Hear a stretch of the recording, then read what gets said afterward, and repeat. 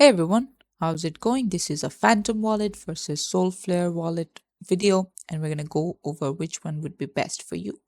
For user interface, as you can see, Phantom wallet has a slick look, while Solflare is more preferred by Android users. For security, both of them have quite similar security. And then DApp integration, Phantom wallet has great integration with Solana DApps, and Solflare it has a built-in DApp browser for Solana DApp. And then for NFT, if you are on the Phantom, you get comprehensive NFT, and for Solflare, you get simplified NFT.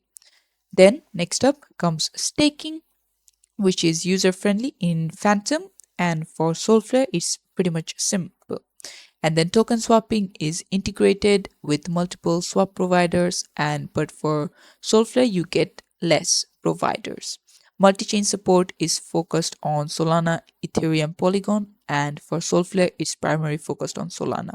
Mobile app experience, it's user friendly and everything.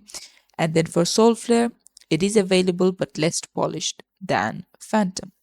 Community support is large and active for Phantom and smaller for Solflare.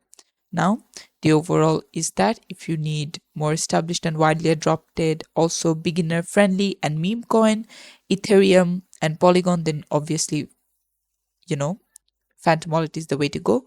But if you need security, popular staking and solution, and also simple NFT support, then Solflare is your way. And this is it for the video. Thanks for watching. Please leave a like and subscribe for more tutorials like this.